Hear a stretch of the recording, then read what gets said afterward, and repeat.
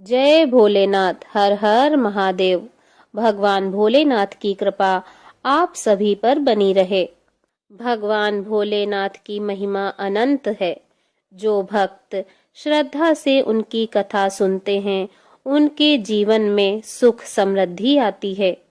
सोमवार व्रत कथा को सुनने से मनोवांछित फल की प्राप्ति होती है और भोलेनाथ जी की कृपा प्राप्त होती है। अतः आप सभी इस कथा को पूर्ण श्रद्धा के साथ सुनें और भगवान भोलेनाथ जी की कृपा प्राप्त करें। किसी नगर में एक धनी व्यापारी रहता था। दूर दूर तक उसका व्यापार फैला हुआ था। नगर के सभी लोग उस व्यापारी का सम्मान करते थे।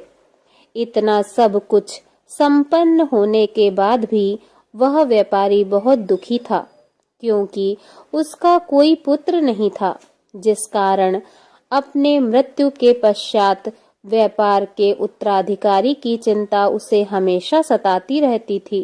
पुत्र प्राप्ति की इच्छा से व्यापारी प्रत्येक सोमवार को भगवान शिव जी का व्रत करता था और पूजा किया करता था और शाम के समय शिव मंदिर में जाकर भगवान शिव जी के सामने घी का दीपक जलाया करता था।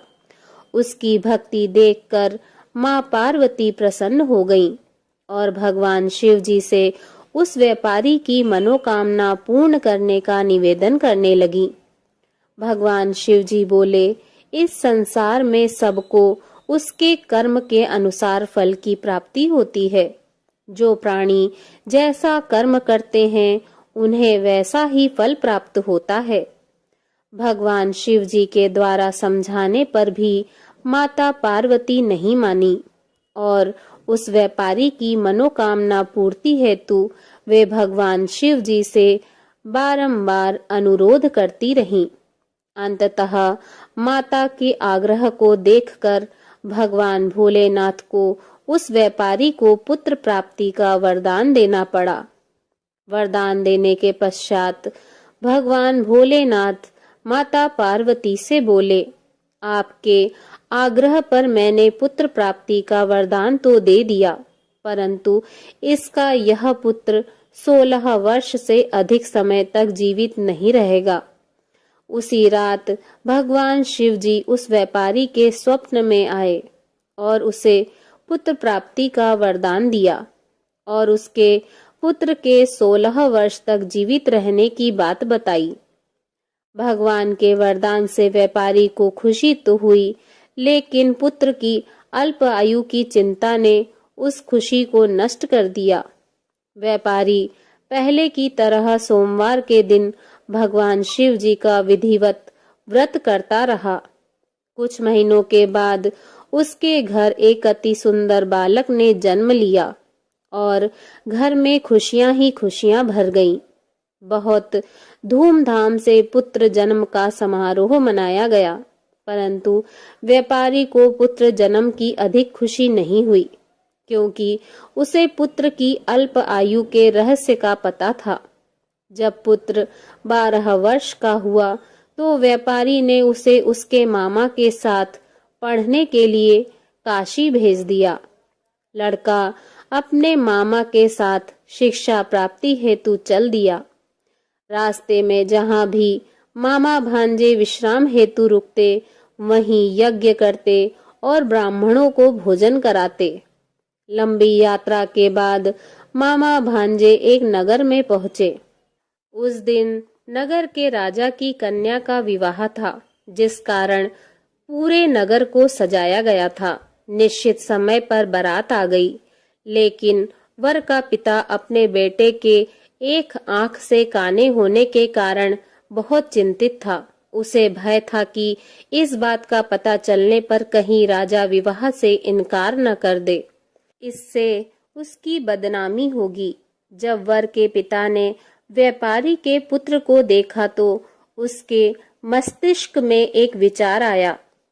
उसने सोचा, क्यों न इस लड़के को दुल्हा बनाकर राजकुमारी से विवाह करा दूं। विवाह के बाद इसको धन देकर विदा कर दूंगा और राजकुमारी को अपने नगर ले जाऊंगा। वर के पिता ने लड़के के मामा से इस संबंध में बात की। मामा ने धन मिलने के लालच में वर के पिता की बात स्वीकार कर ली। लड़के को दूल्हे का वस्त्र पहनाकर राजकुमारी से विवाह करा दिया। राजा ने बहुत सारा धन देकर राजकुमारी को विदा किया। शादी के बाद लड़का जब राजकुमारी के साथ लौट रहा था तो वह सच नहीं छिपा सका और उसने राजकुमारी की ओढ़नी पर लिख दिया, राजकुमारी, तुम्हारा विवाह मेरे साथ हुआ था। मैं तो काशी पढ़ने जा रहा हूँ और अब तुम्हें जिस नवयुवक की पत्नी बनना पड़ेगा वह कान्हा है। जब राजकुमारी ने अपनी ओढ़नी पर लिखा हुआ पढ़ा तो उसने काने लड़के के साथ जाने से इनकार कर दिया। राजा को जब ये सब बातें पता लगी तो उसने राजकुमारी को महल में ही रख लिया। उधर लड़का अपने मामा के साथ काशी पहुंच गया और गुरुकुल में पढ़ना शुरू कर दिया। जब उसकी उम्र 16 वर्ष की हुई तो उसने यज्ञ किया। यज्ञ के समाप्ति पर ब्राह्मणों को भोजन कराया और खूब अन्न वस्त्र दान किए। रात को वह अपने शयन कक्ष में सो गया। भगवान शिव के वरदान के अनुसार शयन अवस्था में ही उसके प्राण पखेरु उड़ गए। सूर्योदय पर मामा मृत भांजे को देखकर रोने पिटने लगा। आसपास के लोग भी एकत्र होकर दुख प्रकट करने लगे। लड़के के मामा के रोने विलाप करने के स्वर समीप से गुजरते हुए भगवान शिव और माता पार्वती जी ने भी सुने। माता पार्वती जी ने भगवान से कहा, हे प्राणनाथ, मुझे इसके रोने के स्वर सहन नहीं हो रहे हैं। आप इस व्यक्ति के कष्ट को अवश्य दूर करें।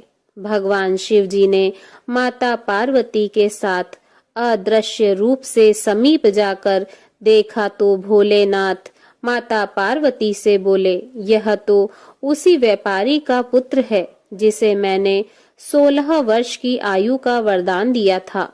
इसकी आयु पूरी हो गई है।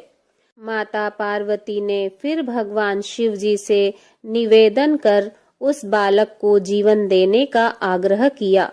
माता पार्वती के आग्रह पर भगवान शिव जी ने उस लड़के को जीवित होने का वरदान दिया और कुछ ही पल में वह जीवित होकर उठ बैठा। शिक्षा समाप्त करके लड़का मामा के साथ अपने नगर की ओर चल दिया। दोनों चलते हुए उसी नगर में पहुंचे जहां उसका विवाह हुआ था। उस नगर में भी यज्ञ का आयोजन किया। समीप से गुजरते हुए नगर के राजा ने यज्ञ का आयोजन देखा और उसने तुरंत ही लड़के और उसके मामा को पहचान लिया।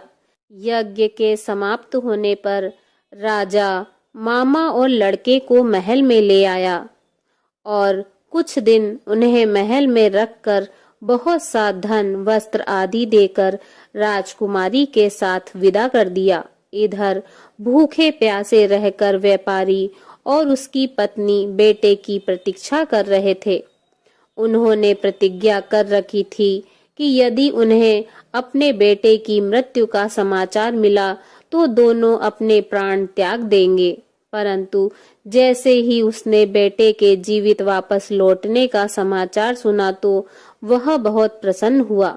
वह अपनी पत्नी और मित्रों के साथ नगर के द्वार पर पहुंचा। अपने बेटे के विवाह का समाचार सुनकर पुत्र वधू राजकुमारी को देखकर उसकी खुशी का ठिकाना न रहा। उसी रात भगवान शिव जी ने व्यापारी के स्वप्न में आकर कहा, हे श्रेष्ठी, मैंने तेरे सोमवार के व्रत करने और व्रत कथा सुनने से प्रसन्न होकर तेरे पुत्र को लंबी आयु प्रदान की है। पुत्र की लंबी आयु जानकर व्यापारी बहुत प्रसन्न हुआ। शिव भक्त होने तथा सोमवार व्रत करने से व्यापारी की सभी मनोकामनाएं पूर्ण हुई। इसी प्रकार जो भक्त सोमवार का विधिवत व्रत करते हैं और व्रत कथा सुनते हैं, उनकी सभी इच्छाएं पूरी होती हैं। प्रेम से बोलिए जय भोलेनाथ। ओम नमः पार्वती पते हर हर महादेव।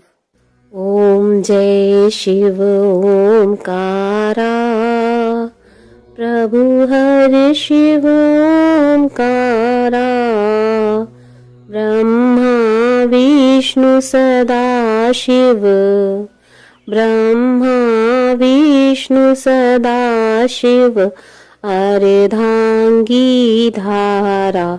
ओम जय शिव ओमकारा। एकानन चतुरानन पंचानन राजे, स्वामी पंचानन राजे। हंसासन गरुणासन, हंसासन गरुणासन, वृषवाहन साजे। ओम जय शिव ओमकारा। दो भुज चार चतुर्भुज, 10 भुज अति सोहे, स्वामी 10 भुज अति सोहे। त्रिगुण रूप निरखते, त्रिगुण रूप निरखते, त्रिभुवन जन मोहे। ओम जय शिव ओमकारा। अक्षमाला वनमाला, मुंडमाला धारी, स्वामी मुंडमाला धारी। चंदन मृग मद सोहे, चंदन मृग मद सोहे, भोले शशिधारी। ओम जय शिव ओमकारा। श्वेतांबर पीतांबर, बागांबर अंगे, स्वामी बाघांबर अंगे। सनकादिक गरुणादिक भूतादिक संगे। ओम जय शिव ओमकारा। कर के मध्य कमंडल, चक्र त्रिशूल धरता, स्वामी चक्र त्रिशूल धरता। सुखकारी दुखहारी, सुखकारी दुखहारी, जग पालनकारी। ओम जय शिव ओमकारा। ब्रह्मा विष्णु सदा शिव, जानते अविवेका, स्वामी जानते अविवेका। प्रणवाक्षर में शोभित, प्रणवाक्षर में शोभित, ये तीनों एका। ओम जय शिव ओमकारा।